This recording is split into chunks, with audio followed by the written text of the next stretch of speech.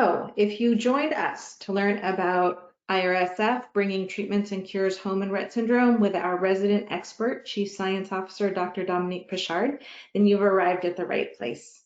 I'm Paige Nuez, Director of Family Empowerment at RettSyndrome.org, and our board of directors and all of us at the International Rett Syndrome Foundation want to thank you for being with us today and for your support and engagement. Continuous awareness and empowerment is critical to our shared success, and I say this as both parent to a beautiful teenager with Rett syndrome and as your advocate at the International Rett Syndrome Foundation. We want you to be as educated and empowered as possible as you care for your child and as you speak to others about your child or your work in your field of interest. You can count on the International Rett Syndrome Foundation to bring you the latest news and information through a variety of channels and to continuously push for new and innovative findings. We welcome and thank all families, caregivers, clinicians, researchers, and industry for joining us today for this important topic. We believe at the International Rett Syndrome Foundation that information on our rare disorder should be free to all who avail themselves of it, and we thank our donors and supporters for their shared belief. Our 2021 educational programming is made possible through generous support of Acadia Pharmaceuticals, Novartis, and Taysha Gene Therapies. We're grateful for their support, and their support allows us to connect and empower you with best practices and key information in the here and now while we continue to invest in research. And I'm so glad to have Dr. Dominique Pichard here with us today to give us some more information about that current research. So without further ado, Dr. Pichard, please let's get going with your presentation. Again, reminder everyone, we are recording, so you don't have to take notes. Feel free to submit your questions in the question field and we'll get to them at the end of the presentation. Thanks, Dominique.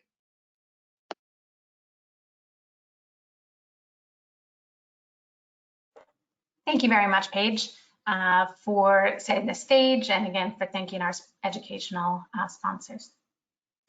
So today we're talking about bringing treatments and cures home, IRSF strategy on how we are investing in the future. And really, when we talk about the future, we have to begin with the past. Many of you are aware of many of the key aspects of the Rett syndrome research timeline, and I just want to spend a few minutes talking about some critical milestones that we have passed that have brought us to where we are today and made the landscape possible for the future. So in 1984 is when we first developed a diagnostic criteria for Rett syndrome. So while Rett had been recognized clinically prior to that, there was no diagnostic criteria, which meant you couldn't figure out who had it, who didn't. You couldn't provide that diagnosis consistently because there was no criteria by which everyone in the community could go by. So that was really a critical aspect to start being able to understand what really this disorder was and what it isn't. Then about 15 years later, in 1999, in the lab of Dr. Huda Zogby, it was identified that it was a gene mutation in MECP2 or MECP2 that causes Rett syndrome. This is such a critical milestone because it really finally gave this disorder a cause. It gave us something to work towards, something that you could research. You could now begin to unravel what was going on based on what fundamentally happened to cause this syndrome. So it wasn't just looking at the person and trying to figure out piece by piece what caused it, but rather you could start at the cause and work forward. About 5 years later, our clinical research team, our clinicians, really had the foresight to say, we need to understand this disorder longitudinally so that we can really get the breadth of what this syndrome is, what it does clinically, what it means long-term. And they applied to a grant to the NIH, and they were awarded this NIH natural history study funding. We were very fortunate that they actually received 3 different cycles of funding. So this natural history study has been going on for 15 years, and we'll talk about that a little bit down the road. The next big milestone in 2007 is what you might have heard referred to as the reversal study. So in Dr. Adrian Bird's lab, they did a kind of I call it like a little bit of a genetic trick where they took a mouse, they turned off the gene, the MECP2 gene, allowed the mouse to develop the mouse version of Rett syndrome, and then they were able to kind of turn that gene back on. So obviously not what we can do in a human with Rett syndrome, but this is how they modeled it. And what this study demonstrated is that many of the signs and symptoms of Rett syndrome that a mouse develops, so kind of the mouse version of Rett syndrome, were able to be improved or reversed. So now we knew what the cause was, that even at a late stage of a mouse stage of Rett syndrome, that this could go back, meaning it wasn't degenerative. We weren't causing permanent damage. There wasn't death of all these cells that meant, once they died, you could no longer get them. This really gave us a window to say, well, even in a later stage, so what might be considered, past regression, maybe even into adulthood for a human, you might still be able to get improvement of symptoms or reversal of the syndrome. That was really important because then it says, well, we need to approach this more aggressively because now there's hope. There's hope in us in the community, and there's hope in the pharmaceutical and scientist mind. Pharmaceutical companies did not run into Rett syndrome at that point. So it still took an investment. Clinical trials had not been conducted in a large fashion. And IRSF saw this need and really decided we need to plant this flag. We need to do kind of the proof of principle study that this community can conduct clinical trials, that this patient community, that this clinical community is ready to conduct these clinical trials. And so in 2010, IRSF supported the first large clinical trial, which was using IGF-1. Now this was at a single site, but after that, and again through IRSF's kind of investment and partnership, Neuren was the first pharmaceutical company to start a clinical trial in 2013. So again, it was through IRSF's vision that we needed to bring pharmaceutical companies to this disorder. Clinical trials cost millions of dollars, more than any one foundation or multiple foundations can really invest in to be able to get clinical trials that we need forward. So we need to get pharmaceutical companies investing. And so through their partnership with Neuren, IRSF was able to get this first clinical trial that was pharmaceutical sponsored. Now let's jump forward to where we are closer to today. That company is now in a phase 3 clinical trial with trofinetide, which I'm going to touch on briefly. But also, it's really important to think about. In 2019, there were 4 different pharmaceutical sponsored clinical trials. 4 different companies that had all invested in their development program of Rett syndrome and had made it into clinical trials. That is really quite a remarkable milestone, and one that we want to continue feeding. So that's where we've been. That's what has gotten us to today. So let's talk a little bit about where we are today. So here you see there are more than 40 Rett syndrome specialty centers in the world, and 19 of them in the US. Again, this is a big achievement that we can get this many specialty centers for such a rare disorder. We also see that there's lots of areas that don't have a specialty center yet, and we want to help to continue to build those by building bridges across the world. But it is these specialty centers that really not only know how to care for our loved ones with Rett syndrome, they know what to expect, they know what to look for, but they're also able to carry out the clinical research that is such a vital part of our mission of bringing cures and treatments home. Today, the landscape, the clinical features of Rett syndrome are known, and this is because of the natural history study. Really, before the natural history study, we had this black box. It was unknown what Rett syndrome really did, what life with Rett syndrome looked like, what was the spectrum of the disorder, and what was the the longitudinal life like. And it was through this investment in the natural history study that these clinicians made. Again, they applied for these grants 3 different times. They got funded by the NIH. And through that, we now know, because of 15 years of collected data, what to expect. We understand more of the spectrum of the disorder, the milder presentation, the middle of the road, the more severe presentation. We know that we should be getting annual EKGs, looking for a heart abnormality, a heart rhythm abnormality that can develop. We know now what ages the seizures typically develop in individuals with Rett syndrome. So all of these clinical aspects that we've learned that not only are important for caring for your individual with Rett syndrome, because you now know what to look for, what to screen for, how to manage some of these medical complications, but also when you think about clinical trials, it's important to know what the true natural history of this disorder is, so what you might expect when there are no treatments, and how does that differ from what you see when there is a treatment. So this really was a very important foundation. Today, we're very fortunate that diagnostic odyssey is getting shorter and shorter for many. That's not to say that there aren't some of you out there who have a child that was recently diagnosed and that diagnostic odyssey went on much longer than it ever should have. But overall, we're getting an earlier diagnosis. That natural history study, one of the things that they did, in addition to learning all this information, they published all of their findings. There are more than 50 peer-reviewed publications in the medical literature.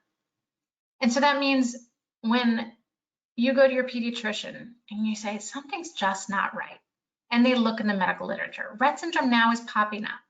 They can look, they can read, they can say, it sounds a lot like what's being described in these papers. Maybe we should refer you to be evaluated for Rett syndrome. And not only is there increased awareness of Rett syndrome now because of all those publications, but there's also now easier access to genetic testing. And MECP2 is now on some gene panels. And so people are being identified younger, or maybe even when they didn't fully meet the clinical criteria for Rett syndrome. And so we're also seeing kind of a breadth of individuals being diagnosed with Rett syndrome. And what does this earlier diagnosis mean? Well, it means that you can get access to a community earlier, have a community of people to ask questions to, have a community of people whose shoulders to cry on. It also means that you have a community to learn from, a community of parents who are quite often the experts, and a community of experts in the therapies and in the medical aspects of Rett syndrome, to be able to change what you can provide for your loved one, to be able to change what life today looks like for your loved one. And also, hopefully, it'll mean earlier access to drugs and therapeutics once we have approval of medications. So I want to see if you guys are awake. I want to ask you a poll, and I'm going to ask Paige to help me here to launch the poll. How many Rett-causing mutations are on the MECP2 gene?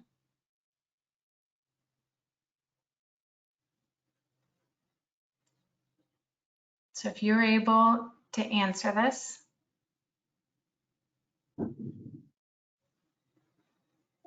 We'll leave the poll open for about 30 seconds.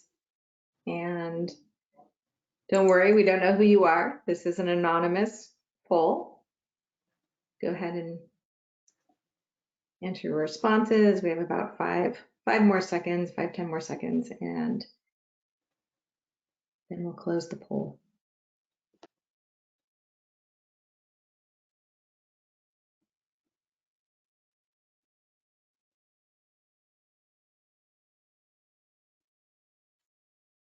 All right.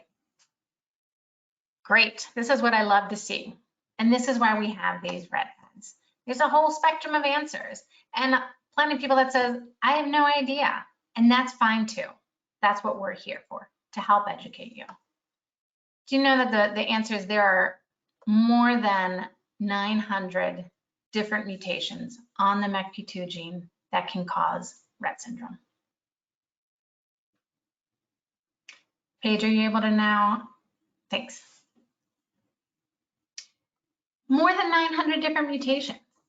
Now you say, well, you told me that it was, one gene that causes Rett syndrome, and then that really helps when we talk about therapeutics. And now there's over 900 different areas on the gene.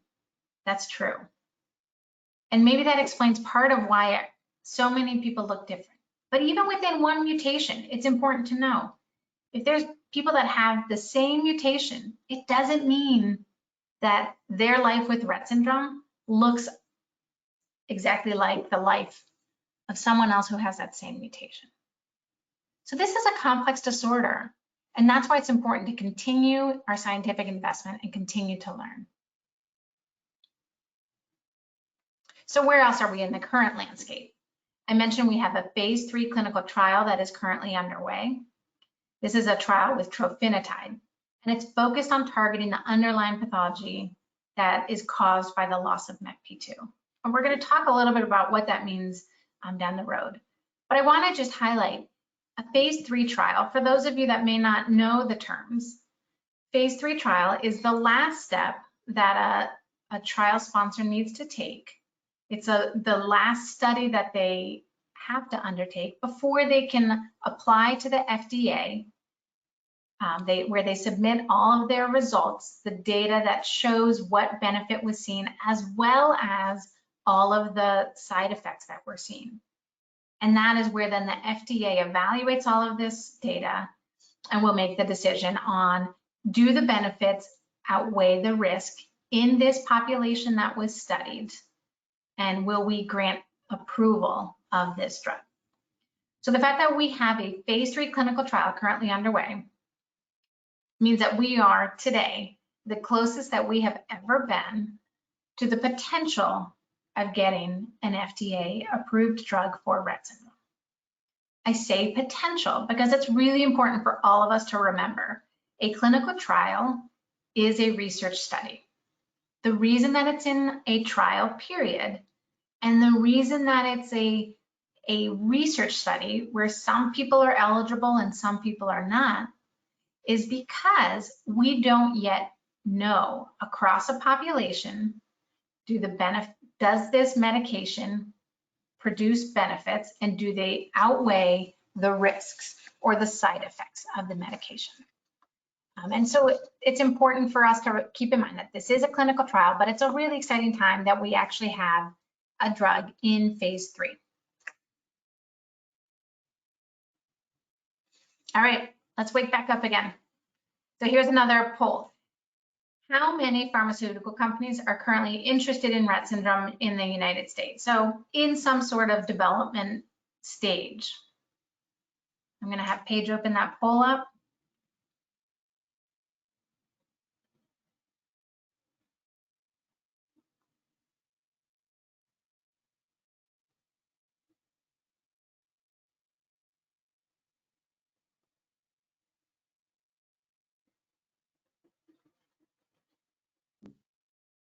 So Paige, glad you let us know. wait. Yeah, we've got about 10 more seconds left. Lots of responses coming in. Okay, I'm gonna go ahead and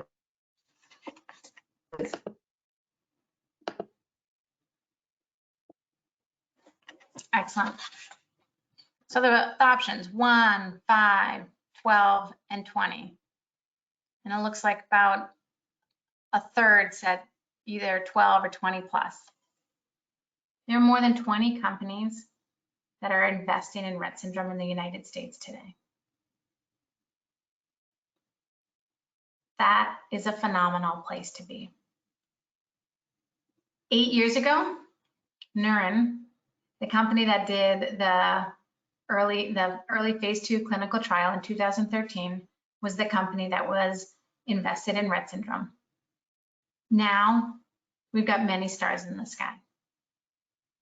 These are all companies that have publicly announced that they have a Rett syndrome program, meaning that they're at some stage of development in their Rett syndrome program.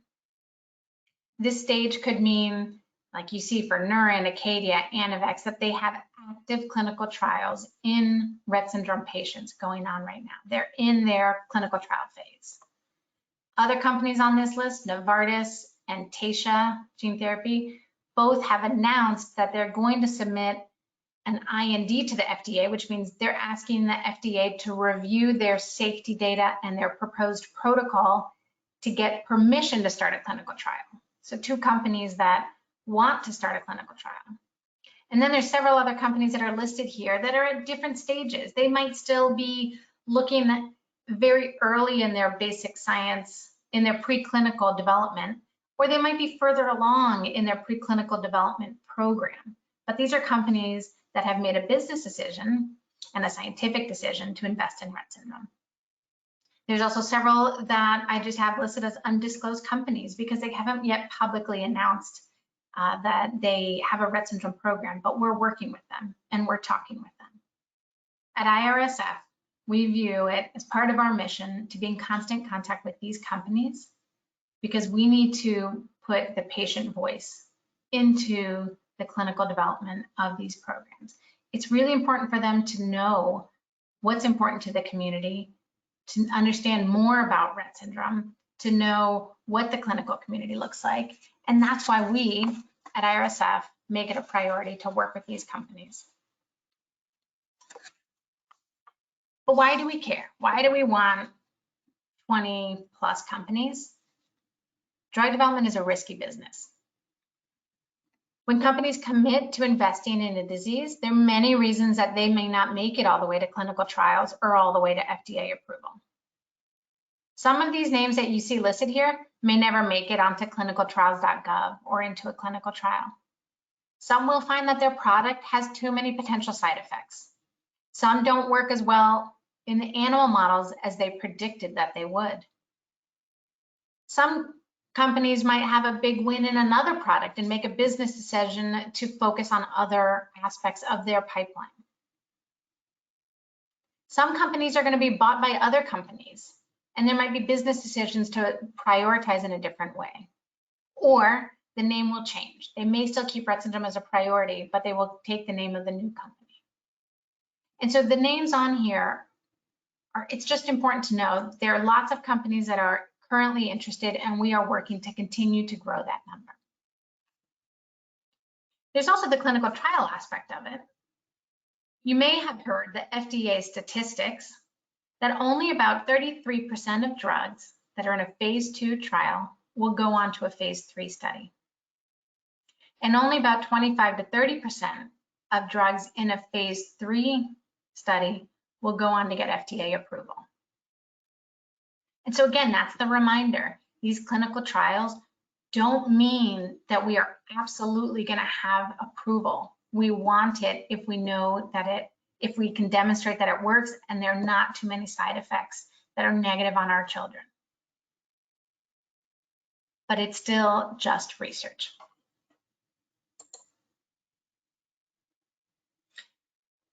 Rett syndrome doesn't stop, and neither do we.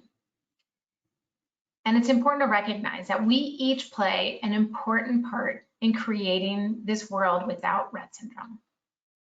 And when I say we, I mean we at IRSF. I mean we, including the family and the caregiver community. We includes industry, pharmaceutical companies. We includes the clinicians and the researchers. We includes the basic scientists. All of these people are important parts of getting us to treatments and cures. So what are we doing at IRSF, and how do we approach this to create a world without Rett syndrome? We have our finger on the pulse. We keep up with the most advanced science to know what the next chess move is. We invest broadly in multiple approaches because we recognize that multiple approaches are required to treat all individuals who have Rett syndrome. And we won't stop until there are treatments for all. All, young, middle-aged, older, male, female, severe, less severe. We're a big community for a rare disease. We're a diverse community, and we need to keep going until there's treatments that become available for all individuals with Rett syndrome. And we know that if one drug or one therapeutic option becomes FDA approved, it will not be that treatment or the cure for everyone. Maybe your child has some unrelated blood condition and they can't take drug A because it's contraindicated. Maybe your child, when they take drug B, their seizure pattern worsens. Maybe your child has antibodies that doesn't allow them to take drug C. There are many reasons that one drug will not be able to be used across the entire population of individuals that have Rett syndrome. And therefore, we need to invest broadly to get multiple approaches, multiple different therapeutic options that are available for everyone living with Rett syndrome. And that is to create a robust pipeline. I mentioned all those companies that are currently investing in Rett syndrome. That's the pipeline. We want to be able to continue to put more and more into that pipeline so that as things don't work or don't work for everyone or work only for a small portion or work for a large portion, we want to be able to make sure that there's more coming through that pipeline because this is a long road. To get from that first discovery all the way to FDA approval is years and years. So we need to be investing at those early stages while we're also investing at the mid and late stages.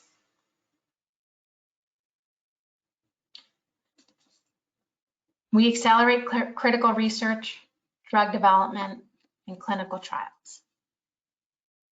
It takes years to uncover new approaches, and that's why we need these overlapping strategies.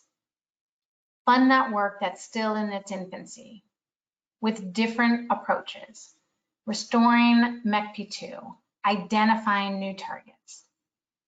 Partner with industry to accelerate that drug development.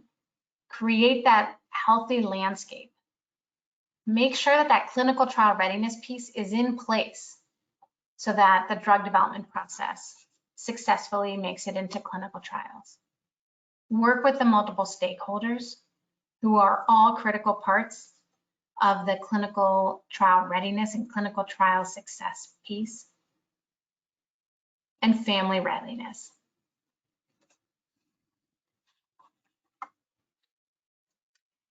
So I want to talk a little bit about targets. That was in our first pillar, accelerating critical science. These are our identified targets and approaches. Now this figure here is from a paper that was published in 2019 that you see referenced down on the right. So this is now 2 years old since it was published, and there's already things that have been identified as Rett syndrome targets that aren't even seen on this. That's amazing. We continue to have new approaches for Rett syndrome. So when we say Rett syndrome target, what do we mean? What you see here on the left, where it says target MECP2 mutation, these are approaches that are really targeting the gene. So reactivating a silent X, this is an area that we have invested in to identify ways to turn on the other X chromosome that carries the non-mutated MECP2. Gene therapy, I already referenced the 2 companies that are hoping to submit an IND to the FDA to start clinical trials in the near future. There are also many other companies that are working on gene therapy for Rett syndrome. And we'll put a plug at the end, but we're going to talk about gene therapy with you next month in our July RettEd. Read-through compounds. This is another area that we've invested in. We've invested in all 3 of these areas, as well as RNA editing, which is not even listed on here because it was not identified in 2019 as a major Rett syndrome target approach. But I also want to focus on the right. These are what we call targets that are downstream of MECP2. When you have a loss of the gene, loss of MECP2, there are all sorts of changes that happen at the molecular and cellular level, and these are called downstream effects. So what happens not just from that gene itself, but everything that it can influence. These changes due to the loss of MECP2 can have huge impacts on the brain, development, and on all sorts of different circuits. And therefore, correcting some of these aspects that are negatively affected by the loss of MECP2 can cause correction of some of the underlying pathology due to this loss of MECP2. And so, for example, some of the clinical trials like Anavex and trofinetide, these are targeting the underlying pathology of Rett syndrome, disease modifying. They are modifying something that's caused by that loss of MECP2. And these aren't what we would call symptomatic treatments. Symptomatic treatments would be like a seizure medication. Your child has a seizure, and you look at a panel of lots and lots of options of seizure medicines. Those are not Rett syndrome specific medications. They do not specifically say, well, due to the loss of MECP2, you have a change in this signaling factor, and therefore this medication is going to change it. No. Seizure medicines are symptomatic treatments where they are not Rett specific, not addressing the underlying pathology. And that's very different from the drugs that we currently have in clinical trials, which are addressing the underlying pathology of Rett syndrome. At IRSF, it is our goal to increase the number of targets. Because if we don't have new novel targets to approach, then we can only work with what we currently know. But we know that there's more out there. There are different ways that we think that we can influence the underlying pathology or target MECP2. And we are working with our scientific advisory board and their guidance to develop the path forward. Our strategy also includes working closely with the clinical partners, because treatments that are identified, the amazing work that happens in the labs, the work that the pharmaceutical companies put in the drug development process, which is millions of dollars, all of that can't be successful if you don't have success on the clinical side. We need to make sure that our centers are prepared for the clinical trials and are really the best that they can be. Working together with our medical advisory board, we designed criteria for what it would mean to be a Rett syndrome center of excellence. We released an application and received many applications from centers. We reviewed those applications and made sure that they actually fit the criteria for what it means to be a Rett syndrome center of excellence. We recently announced that the centers that are listed here on the site have been designated as IRSF Centers of Excellence. This creates a network of clinics, clinical researchers who are committed to not only improving the care of your loved ones living with Rett syndrome, but also improving the clinical trial readiness. They have formed a network that will work together to advance this mission with us. They're also part of a larger network that we facilitate, the North America Clinic Network, which includes clinics outside of these centers of excellence, in addition to clinics in Canada. And we really work to continue to educate all of the clinics, make sure that all of the centers know what the best in care is like, what types of clinical trials are going on, how they can help their patients with Rett syndrome. Our strategy includes investing in you. You and your family are really the most important part of the research puzzle. You've always been part of our mission. Giving you the information and the tools to be empowered and educated has always been one of our top priorities. And this is where I invite you to realize that you're an active part of how we bring cures and treatments home. You have the choice to be an active partner in research. In addition to all the educational opportunities that we have offered in the past and that we continue to offer, we've also launched 2 programs where you get to make a choice that today or tomorrow, or maybe you made this choice already, that you and your family will be partners in research. So I'm going to tell you about these 2 programs. First, Rett Research Ready. We launched this about a year ago, and I hope that you've had the opportunity to see it and to explore it. And if not, I invite you to go to the website to learn about Rett Research Ready. This site offers you education on research and on clinical trials so that you know what it means to be in a phase 2 clinical trial or a phase 3 clinical trial. So you know what it looks like, what that process is to develop drugs.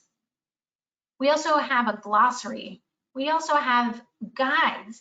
You might want to look at that guide before you decide to go visit a clinic to see if you want to participate in a clinical trial. It has questions that you might want to ask the team, depending on if they're relevant to you and your child and your loved one, and if they're questions that you have. But questions that we've heard from other families that they wanted to know when they were coming. And finally, we have the My Rett Trial Finder. This is a one-stop shop for research opportunities. There are clinical trials listed in here. So there's a site called clinicaltrials.gov that if you haven't seen it, it is where in the United States, it is required that all clinical trials be registered through clinicaltrials.gov.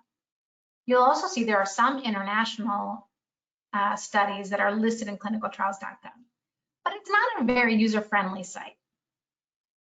The My Rett Trial Finder does pull all the information from clinicaltrials.gov and gives it to you in one place. But in addition, there are non-drug trial opportunities that are listed in My Rett Trial Finder.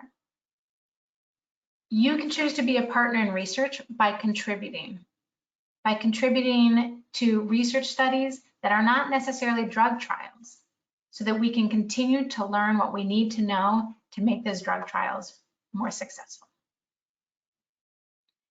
And that brings me to the Rett Syndrome Registry.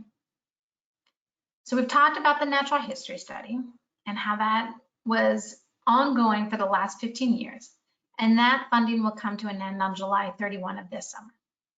So if you've been enrolled in the natural history study, July 31 will be the last time that the natural history study centers can collect your data for that study. Natural history data really is a key piece of the drug development process. And we hear this all the time from industry and from FDA. And why is it? Because Rett syndrome, like many rare diseases, when it's not as common, there's not as much known about it. And so without natural history data, you don't know what to expect. You don't know what the lifespan should be. You don't know what the severity should be. You don't know if someone should get worse or better without that natural history data. And so that's been collected for the last 15 years and is really critical. But it's also important to continue to collect that type of data with drug development in mind. And that's exactly what we have committed to doing at IRSF. So we're working with the Centers of Excellence to develop a new registry that will collect information directly from you as a caregiver or family member, as well, and pair it with the clinical data from the clinics. These two pieces together can help the FDA, can help pharmaceutical companies in designing their clinical trials, in evaluating the benefit compared to what is currently going on with Rett syndrome. I talked earlier about how we're seeing earlier diagnosis in Rett syndrome, and that actually changes the natural history of the disease, right? So as we learn about what the younger individuals with Rett syndrome look like, how they act, how their development progresses, that's data that we didn't have. As we have more intensive interventions, we have access to more communication. That changes the natural history of the disease. And so it's important to continue to collect this type of data while we're on this journey of finding cures and treatments for all. This new Rett Syndrome Registry will actually be integrated into your clinic visit. So when you go to your Center of Excellence for your annual Rett Syndrome visit, it is no longer a separate research visit like it was with the NIH-funded natural history study, but rather it's integrated into your clinic visit. So you get to choose if you want to be a partner in research. you would have to provide consent for your data to be included in this Rett syndrome registry. This is where you get to choose if you want to contribute your loved one's information to help change the landscape of Rett syndrome research, to help bring those cures and treatments home. All right, I want to ask you all, have you visited IRSF's Rett Research Ready before today? Okay, poll is open. We'll leave it open for about 30 seconds. Some very active voters out there. Thank you very much.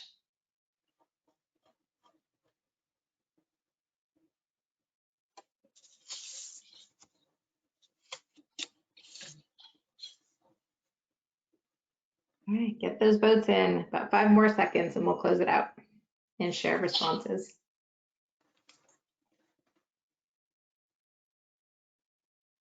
All right, here you go, Dominique.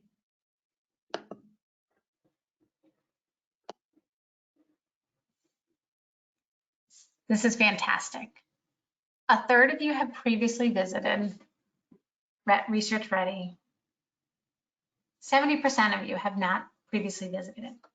I hope that now you can follow the link, visit Rett Research Ready, and make yourself aware of what the options are. Make yourself feel educated. Look at all of the different resources that are on there, and look at the My Rett Trial Finder. Maybe you want to participate in a research study.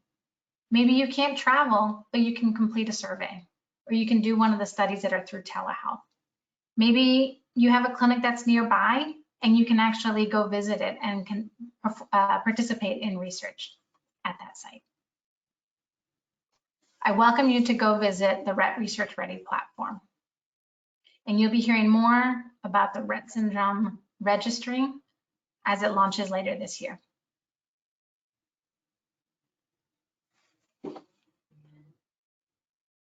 Rett syndrome doesn't stop, and neither do we. At the International Rett Syndrome Foundation, we are fighting for all individuals with Rett syndrome. We relentlessly are working for today and for tomorrow, and building on the strong foundation that we already touched on, all those amazing breakthroughs that have been made to ensure that we have a better today and tomorrow. I want to thank you all for tuning in, for listening to what we are doing at IRSF to bring cures and treatments home for your loved ones with Rett syndrome.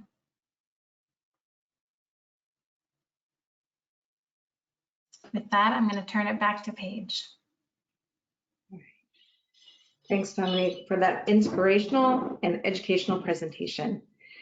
We have some questions that were submitted at the time of registration, and I encourage everyone to take a minute now to type in any questions that have come to your mind as you've heard this information from Dr. Pichard, while I take a minute to give you a few updates about some other things going on at IRSF.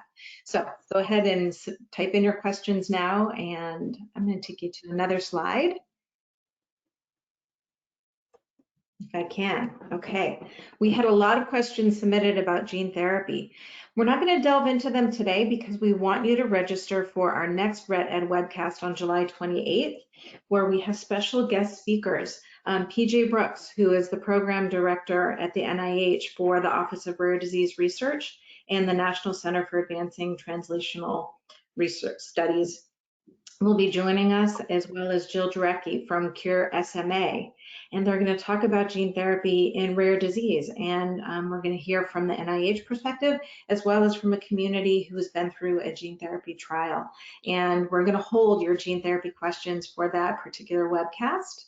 And I think you're going to get some really insightful answers to your questions from Dr. Brooks, as well as from Dr. Jarecki, and Dr. Pichard, of course, will be there facilitating this RettEd webcast. So registration should open soon, but hold the date, July 28th, and it will be at this same time, 1 p.m. Eastern. Next update I'd like to share is another wonderful opportunity for you to learn more about research, care, meet other professionals, meet other families, where we get to, ta-da, be in person. April 27th through 30th in 2022, we will be hosting the Ascend Rett Syndrome National Summit. Please save those dates. Start saving that vacation time from work or getting caregivers to help make you be able to join us in Nashville. We can't wait to see you in person and can't wait to see what information we'll have to bring you by April of 2022. All right, so those are just a few of the updates of things going on in the world of Rett syndrome with IRSF. Thanks for joining us.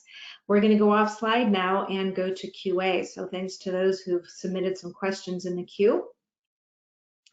And Dominique, if you'd like to stop sharing your screen, we'll get to see you in large or living color, and we'll take a few minutes. We're doing really well on time. Okay, thanks, perfect. So Dominique, we covered a lot of these questions in your presentation, but I think because they're of specific interest to our families, let's ask them again so you can just highlight some of the answers. And one of our parents asked, how do we get involved in clinical trials? That is always such a great question. So I'm going to direct you to Rett Research Ready, where you can use the trial finder to see what clinical trials are available. When you use the My Rett Trial Finder, you can actually click to say that you are interested in a particular study. And so it sends a message to that study sponsor, so depending on which trial it is. So that's a way to make yourself informed. Now, the other important aspect of getting involved in a clinical trial is talking to your doctor. Now, if you have a Rett syndrome clinic that you go to, you can reach out to them to talk about your child's participation in clinical trials. On the My Rett Trial Finder, you'll see some very basic eligibility criteria for those particular studies. So there might be, an age requirement or, a requirement that certain medications are stable beforehand. And so there's going to be different factors that influence the eligibility. But the first and most important step is to learn what are the opportunities, and then reach out to your team to say, I'm interested in participating. What do you think about this for my child? Thank you. And the link to My Rett Trial Finder and Rett Research Ready is in the chat. So you can look there and click directly on that. Next question is, how are we progressing in new treatments for toddlers with Rett syndrome, especially in these last few years? Yeah, and that's part of the changing landscape in Rett syndrome, is that individuals are being diagnosed earlier and earlier. I will say that many of the clinical trials usually start in what you might consider a little bit of an older child, so it's not in those toddler years. And why might that be? Well, a clinical trial, as I've said, it's a research study, and the goal is to get as uniform as a group as possible to demonstrate that the drug actually does what you are hypothesizing it does, that it creates improvements. Now, if you have a toddler who's maybe still in a phase where they are in their regression period, maybe they seem like they were stable, but they're still in that age where they might lose more skills. Now, on the one hand, you might say, oh, that's the critical time to treat them before they lose more. And yes, that's true. But in a clinical trial, especially for a rare disease where our numbers are quite small, every individual can make a big difference. And if you have a child or you have many children enrolled in the clinical study and they're still in their regression period and they lose skills, then maybe it looks like the drug worsened Rett syndrome. And maybe that's a drug that wasn't going to change regression, but then could cause improvement later on. Well, now we've missed that opportunity. So when we talk about clinical trials, you'll see that many of them today are not going to be available for the very young individuals. But that's not to say that if these drugs get approved, that you can't use them in individuals that are younger. So we need to make sure that they're safe in individuals that are younger than the age in which they were studied. And you know, there's always kind of questions of, will insurance cover it if that wasn't the age group that was studied? So there's more work that we as a foundation do in our advocacy to make sure that all individuals with Rett syndrome do get treatments available. But as of today, most of the research for toddlers is going to be more participating in non-drug trials.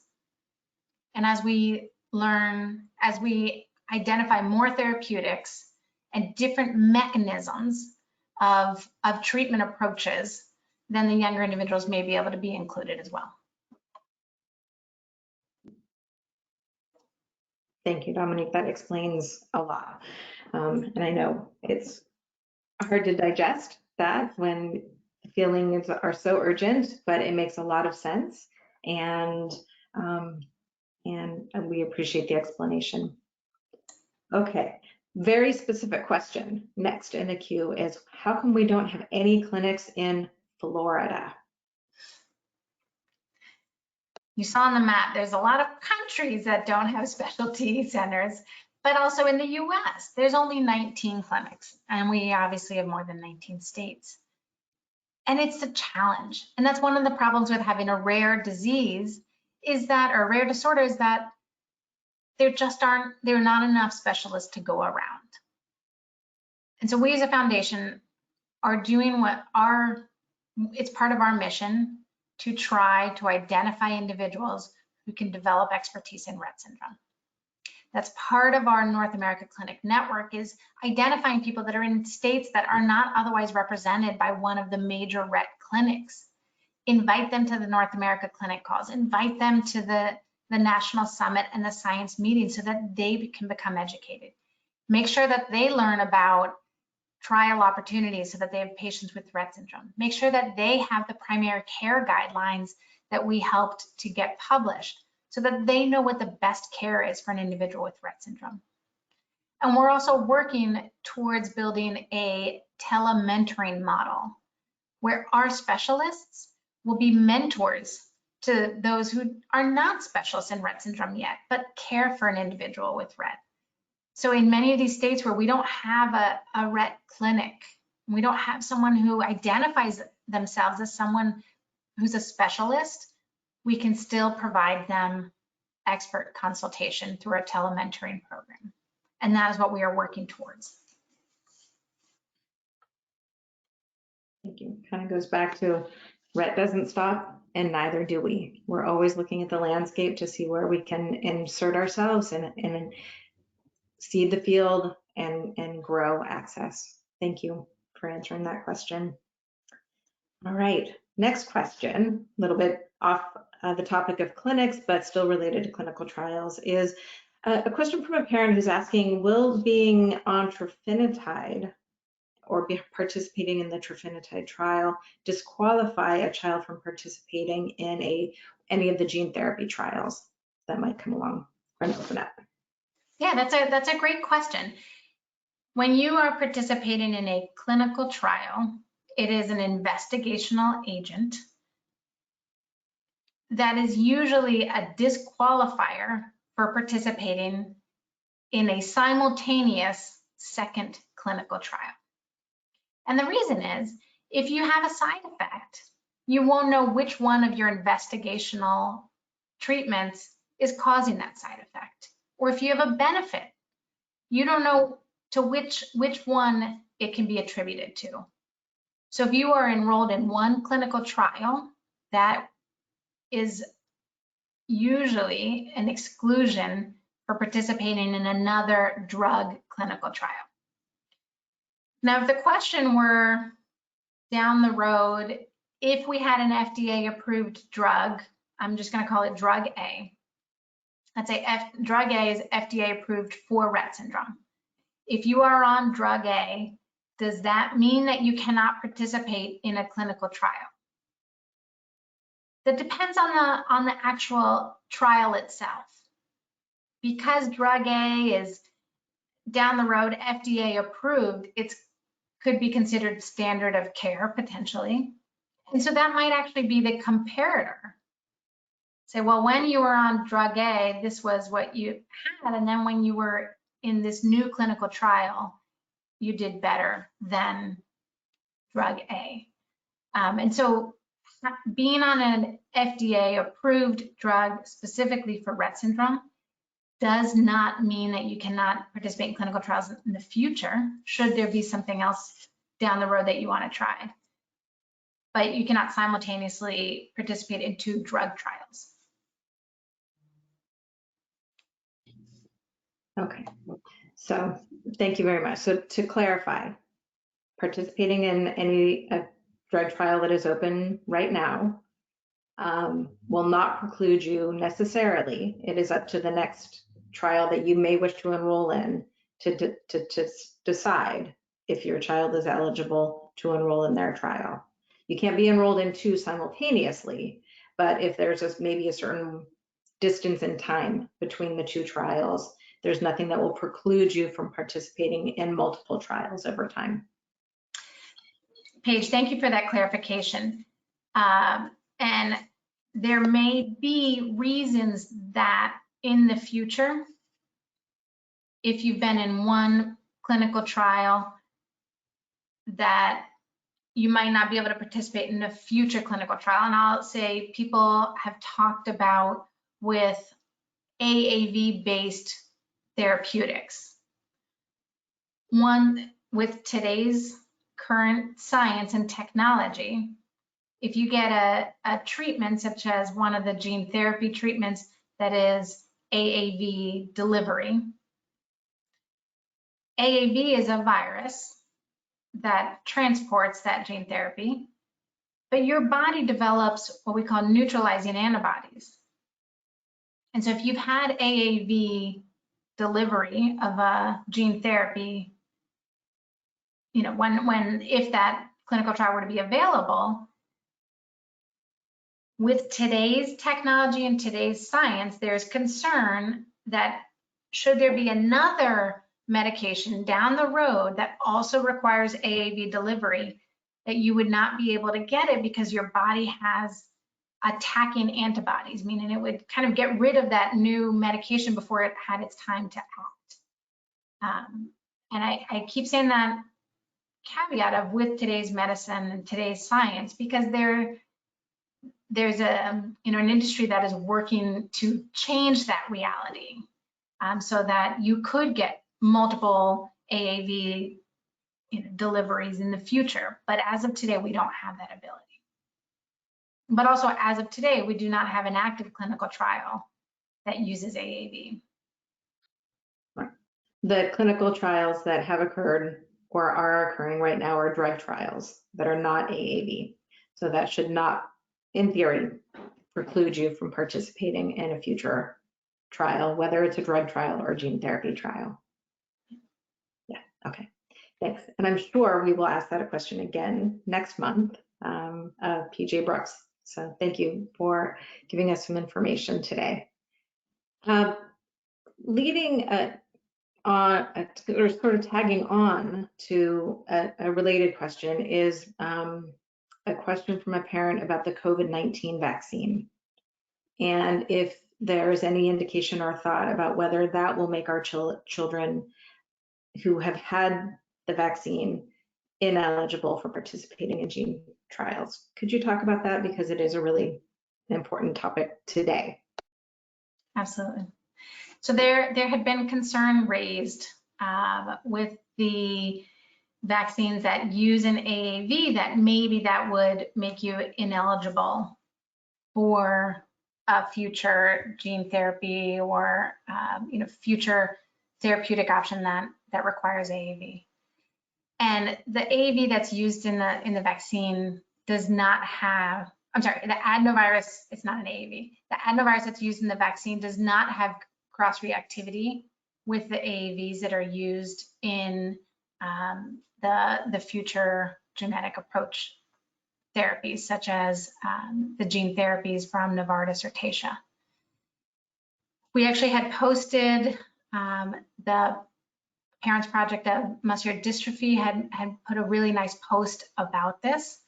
Paige, maybe if you have an opportunity, you could reshare that post because we shared their posting where it talked about the fact that getting that vaccine, the adenovirus, the vaccine that includes the adenovirus, would not make you ineligible for a future gene therapy study.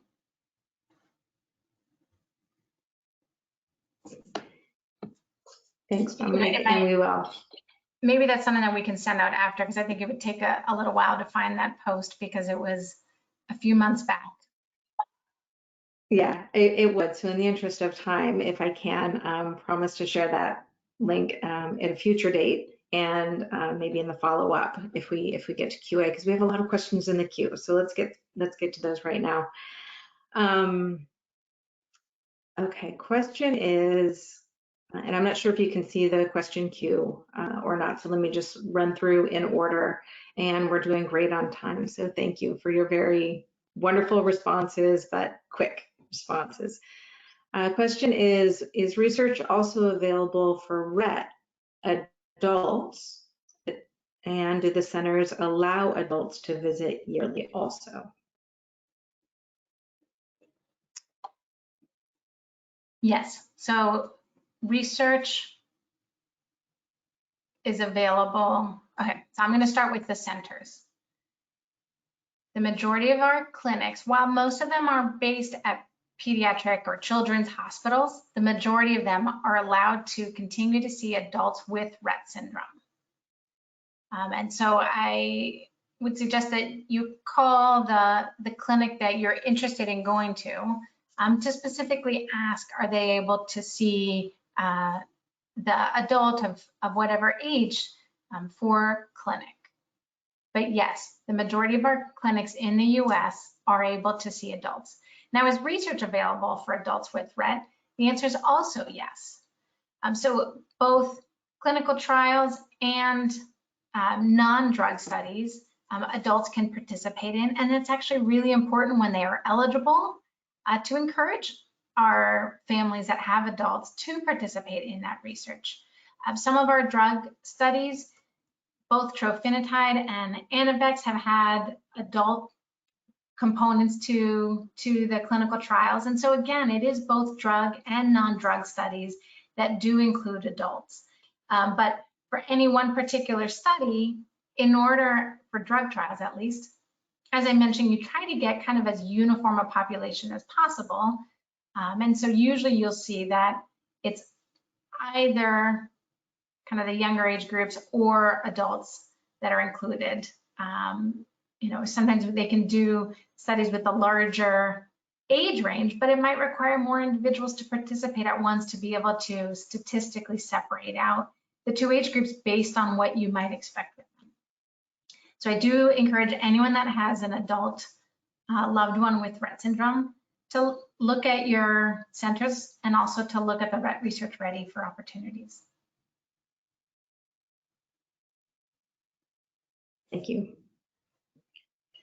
Next question is, do you have access to the published scientific data that supports the claim that trofinetide and the Anavex compounds are disease modifying? And if so, is that something that we can share or point people to?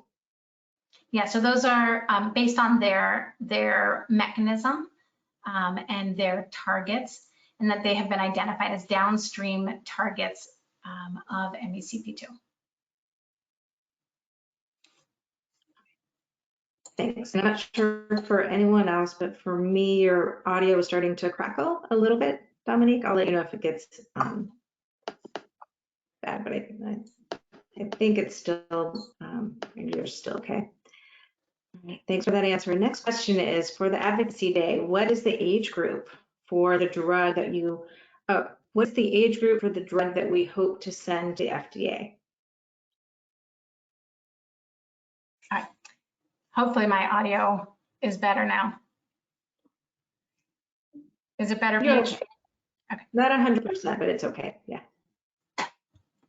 I can also stop sharing my video if that might improve it. So the age group for the drug, if you look at the phase 3 clinical trial, that is in the age of 5 to 20. I can't speak for the sponsor for what they're gonna submit in their application to the FDA because they did conduct both a pediatric and an adult phase 2 study. And so we will have to wait and see at the conclusion of the phase 3 study, then what the decision is with the application that they submit based on all the data that they did collect across their phase 2 and phase 3 studies. Okay.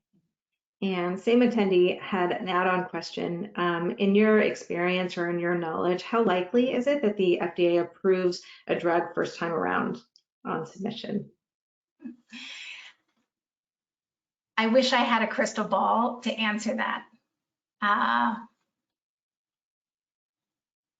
There's no way to know if the FDA will approve this because this drug has to demonstrate that it had benefit in the measures that they had set out at the beginning of the study. So the way that the clinical trial has to be designed is you have to identify what your endpoint will be. So what will determine if your drug works or doesn't work? That's your efficacy endpoint. So before the trial starts, you have to say, we're going to use this scale and you have to get this much of an improvement across the population that's studied in order to say that it met its endpoint or that it, demonstrated efficacy.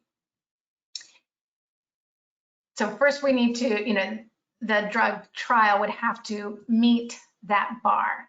And then based on the data that they collected from all of their studies, they could,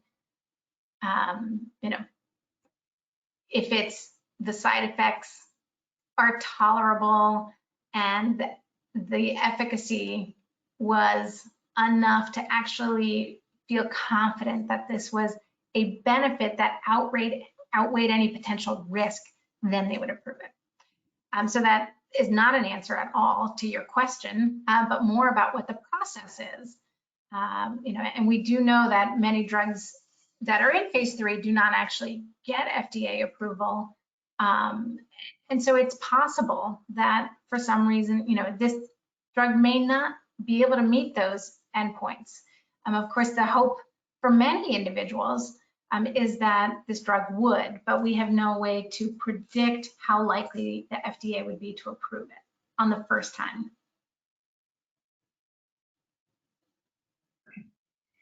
Thanks. Well, you've been talking a lot, Dominique. So why don't you take a moment? You can have a sip of water because we have a question that I can answer, and it's about the Ascend Summit and do we have hotel recommendations? The summit will be taking place at the Gaylord Hotel, and they have a wonderful, it's a combination hotel convention center, so hopefully you will stay on site, and registration will be opening in the next couple weeks, and we'll have some more information about all things summit at that time. So great question. All right, hope you don't mind. I went ahead and took that one. All right, and so, well, actually, so let me say this. In addition to the Gaylord, we will make a list of recommendation hotels that are in the surrounding area that might be at different price points. If for some reason the Gaylord fills up or you need accommodations that don't match with the Gaylord. Okay. All right, so next question for Dr. Pichard. As many of us are getting ready to conduct fundraiser events, what would you suggest what are the highlights that someone would tell potential sponsors and donors about Rett, the degree of hope that you have and that we all have for the advances in research? And he also wanted to thank you for such a wonderful, informative presentation. Thank you. That's a really important aspect because what we do really has to be advanced by the donations that come in. And I would say that the hope right now and today is tremendous. If you look at that figure that I showed from 2019 about with all the Rett syndrome targets, and as I said, that doesn't even include all of them. There's more that have been identified since then. If you look at the figure of how many companies are interested or actually invested, have already said that they have a Rett syndrome program. This would be for a rare disease, a relative explosion of interest. But that doesn't mean that we're going to have an explosion of therapeutics without further investments. And so there's a lot of hope that we're going to have treatments that can change the course of this disease, but there's still a lot of work that needs to be done to make sure those clinical trials are conducted in a manner that they can actually show that a drug is successful when it is, and that our clinics are ready and that our families are ready. And so I would say that there is hope that we're going to have treatment, and I'll add an S, for our loved ones that are living with Rett syndrome if we continue to push the boundaries the way that we have been. And it takes all of us. Thank you. I definitely have 100% faith that that's going to come to fruition. It is going to take more work, and we appreciate your upcoming fundraiser, to the person who asked that question, and to everyone who continues to fund research and accelerate our work. Okay, next question in the queue, and reminder, we are going to do a hard stop in about 15 minutes. So if you have some questions, type them into the queue now, and we'll get to as many as we can. Next question we have for you, Dr. Pichard, is will some therapies be expected to fit either nonsense mutations versus missense mutations? Can you expand on that now, or is that something that we may talk about more in depth next month? Yes, that's a good question. There are some approaches, therapeutic approaches, where the type of mutation matters. And so when we talk about the read-through compounds, when we talk about RNA editing, the type of mutation does matter because the treatment would be specific to the mutation or class of mutations. For the small molecules or drugs that are currently in clinical trials, the type of mutation does not matter. And that's why you're eligible regardless of your mutation type, although for all of the current clinical trials, you have to have a mutation in MECP2. It just doesn't matter which of the 900 plus mutations you have. For the gene therapy trials that'll be upcoming, when you're replacing the gene, these gene therapies are kind of just giving you a new one. Again, the type of mutation in general for that approach, the type of mutation, whether it's nonsense or missense, does not matter.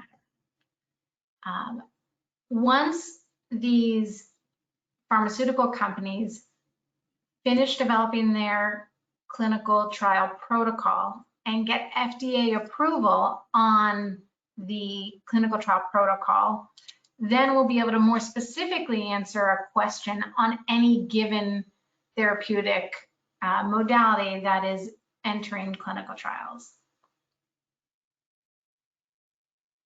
Thank you. That's an important question. Okay, next question in the queue. Why would a company want to invest in gene therapy when there are so few individuals with Rett syndrome to buy the therapeutic?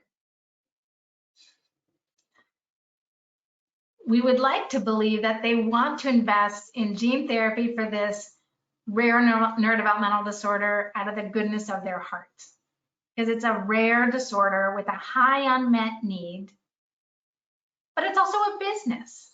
And we know that they make these decisions for multiple reasons. So why would they invest in Rett syndrome, despite the fact that there are not many individuals. When you compare this to a common condition, a common chronic condition like blood pressure, where you could get many more people that get your prescription drug. So it's true, Rett syndrome has far fewer. So what is the reason? It's a high unmet need. It's a disorder where we know a lot about the natural history study. It's a disorder caused by a single gene. We know what the cause is. And so a gene therapy that corrects that gene or replaces that gene would fix the disorder. It's a disorder where we had that reversal study that I talked about, the publication out of Adrian Bird's lab, that demonstrated you could have significant improvement in the mouse model if you give this gene back, no matter how late in stage of development for the mouse that correction was provided. So all those reasons give a good justification.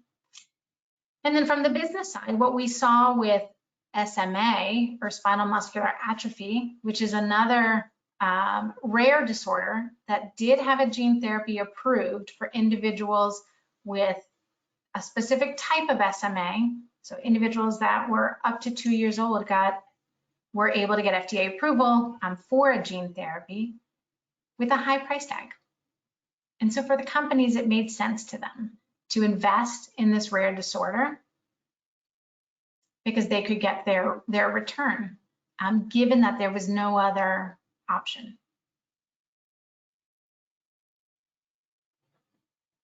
Thank you. And I think it helps that our kids are just really stinking cute. So everyone wants to help them. That's why I said, out of the goodness of their hearts. Yes, but thank you for explaining a little bit about the economics, because it's a valid question. Next question is, do you know if there's currently investigation in how to restore some specific deficits? We're asked commonly about communication, speech, hand function. Do you have an answer about current investigations? There is no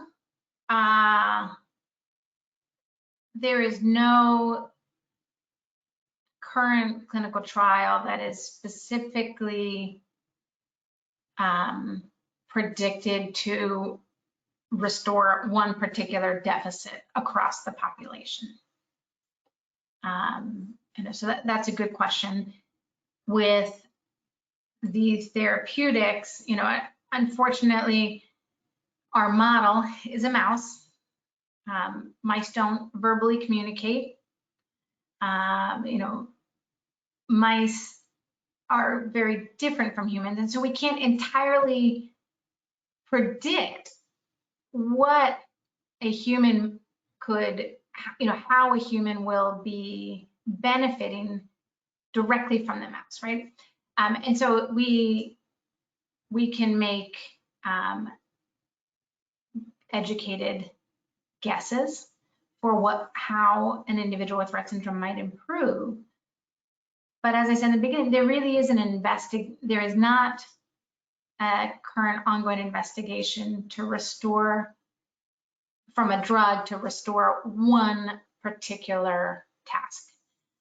There is a researcher, Dr. Pam Diener, who is looking at regaining hand and arm function for those, many of our loved ones have lost that ability. And so she's doing a study with repetitive training and motivation, can you regain that skill? So it's not a drug approach, but it's, can you develop a therapeutic program that would allow an individual to regain that specific skill? And I'll also reference a study that Dr. Huda Zogby recently published, again in mice, where very early continued intervention, so she makes a point that it's not intense intervention, but it's a continued and routine intervention at a very early stage can actually change the course of the disorder, where it delays some of the loss later on of skills that the mice do end up having. And so there could be non-drug approaches for restoring, but we don't have besides Dr. Diener's study, I don't have a particular investigation that would restore a specific deficit. Thank you. I'm glad you talked about the enriched environment. We do have a lot of studies that point to the importance of the enriched environment, and we are strong believers in that. And we encourage everybody to access our digital library of past RettEds. We have a lot of speakers and a lot of sessions that talk about specific therapeutic interventions, and a strong belief on our Rett clinicians with years of expertise who have seen change and improvement in our kids. So if you're looking for more information on things to do today, you can access that library. All right. Next question, Dominique, I think this is a question about biobanking, and question, is there a way to start saving the microbiome of these children to stop so we can stop, see the changes that are occurring through aging and other drugs that might be damaging the microbiome? The microbiome is really a fascinating aspect of life and health in general, and how it might be influenced in Rett syndrome is something that Dr. Motil at Baylor is very interested in studying. We funded a study that she's been working on, looking at the microbiome in individuals with Rett syndrome across the age spectrum. And so I would encourage looking at Dr. Motil at Baylor, looking at her research studies, to see if you can participate, if you can contribute specimens or information otherwise to help contribute to the microbiome work. The whole microbiome field, while it in many areas has gained a lot of attention, specifically in Rett syndrome, has been only a small part of the research portfolio, partly driven by not many researchers that are in microbiome that have an expertise in Rett syndrome. And so we have worked with other Rett-related disorders to try to increase the awareness of many of the gastrointestinal issues, some of which may be driven by changes in the microbiome, which also can influence overall health. So it's an area that we have an interest in, and there is just a little bit of research right now with Dr. Motil. Thank you, and thank you for underscoring the job of our foundation to invest in advocacy as one of the pillars of our mission, to encourage further investigation in these areas that are unmet and maybe not looked at enough. Okay, we are perfect timing. We have one or two more questions in the queue, so if there's something on your mind, type it in now.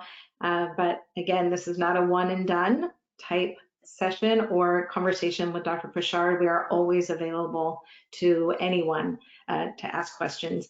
And I do want to make a comment that some of the questions that were submitted were not relevant to today's topic, and so in the interest of time, we are intentionally not addressing all questions, and just with full transparency, I wanted to share that with you, not because we're not interested in getting an answer to you, but we want to make sure that everyone attending today is getting information about today's topic, and we will contact you about some of your other specific questions offline. Okay. So let's end on another question on Summit. We can talk about that together because I really can't wait to see everyone together in Nashville. But we do have a question if the sessions will be streamed virtually for those who maybe can't get to Nashville, and if they will it be for a fee?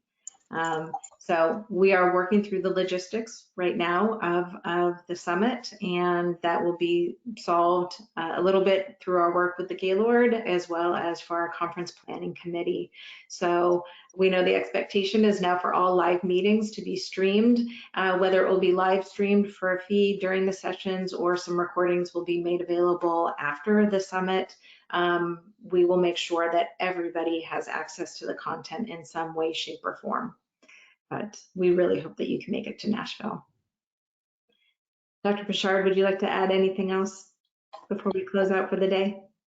No, just thank you to everyone for tuning in and for asking great questions. And we look forward to you being an active partner in research and always reach out to us so that we can help you along this journey. That's what we're here for as we continue to advance the science and try to bring treatments and cures home for all with Rett syndrome.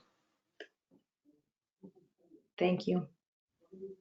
We really appreciate your time. We know you are extremely busy, and we appreciate every minute that you take time out to talk to families, to talk to clinicians, researchers. We have so many people from so many fields who attend our RettEds, and we know that your work is so important. Your dedication is unparalleled, and we are so grateful that you're with the International Rett Syndrome Foundation, and we can count you on our side. Thanks for your time today. You give us hope, and you give us inspiration to do the work, to care for our children, to fundraise for the foundation, and to continue in all of our efforts to raise awareness for Rett syndrome in our communities. Thank you, Dr. Pichard. And I hope that all of our attendees, that you found value in today's session and that the knowledge you learned will empower you in ways great and small in your path forward. Please take the time to visit the Rett Research Ready program. Educate yourself. We ask that you truly do consider participating in research, whether it's a trial, whether it is, there are studies that are not drug trials, they're investigational in other areas. There may be surveys that we ask you to participate in. Research cannot advance without our engagement and participation. So beyond fundraising, please consider participating, ask us questions, get yourself to a center of excellence and talk to your Rett experts. Let them know you, let them know your child, and they'll also be able to help guide you in some of your decision making about what research to participate in. Okay, so as you go about the daily care of your child, we want you to take hope that the International Rett Syndrome Foundation is working hard towards better treatments and interventions. We know the days may be long, but we are all up to the task. We are empowered with factual guiding information. It helps us get through the days. It helps us to make better decisions about medical care, education, therapies, and find it within ourselves to participate in research. So thank you for attending our RettEds. Thank you for staying engaged with our foundation and for empowering yourself. Continue to ask questions along the way. Continue to believe in your children. Continue to believe in our foundation. If you do, you will be part of something very special. We hope you're looking forward to a wonderful summer if you're in the Northern Hemisphere and are having an okay winter if you're in the Southern Hemisphere. Thank you for joining us. We look forward to seeing you again on July 28th when we return at 1 p.m. Eastern for a more in-depth discussion on gene therapy and rare disease. Thank you for being with us today. Be well, and we'll talk to you again soon. Bye-bye. Bye.